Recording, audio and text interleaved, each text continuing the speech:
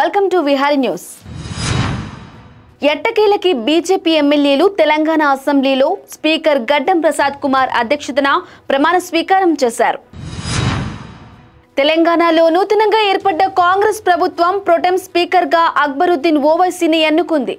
దీనికి సుముఖతగా లేని బీజేపీ ఎమ్మెల్యేలు ప్రొటెం స్పీకర్గా అక్బరుద్దీన్ ఓవైసీ ఉంటే ప్రమాణ స్వీకారం చేయడానికి నిరాకరించారు.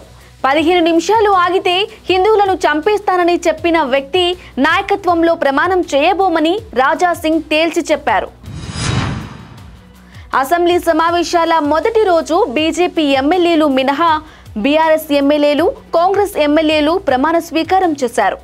ఈ రోజు జరిగిన అసెంబ్లీ సమావేశాల సందర్భంగా స్పీకర్ గడ్డం ప్రసాద్ సమక్షంలో 8 మంది ఎమ్మెల్యేలు ప్రమాణ స్వీకారం చేశారు. అసెంబ్లీ స్పీకర్గా అన్ని పార్టీల మద్దతుతో గడ్డం ప్రసాద్ కుమార్ ఏకగ్రీవంగా ఎన్నికైన విషయం మనందరికీ తెలిసిందే. దీనికి సమ్మతించిన 8 మంది బీజేపీ ఎమ్మెల్యేలు నేడు ప్రమాణ స్వీకారం చేశారు.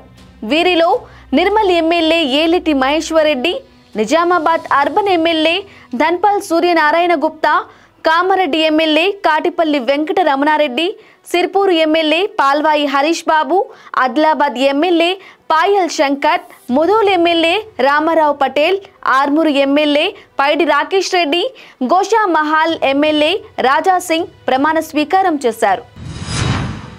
కాగా బీఆర్ఎస్ ఎల్పీ నేతగా కేసీఆర్ ఉండగా బీజేపీ మాత్రం తమ ఎల్పీ నేతను ఎన్నుకోకుండానే అసెంబ్లీ సమావేశాలకు హాజరైంది.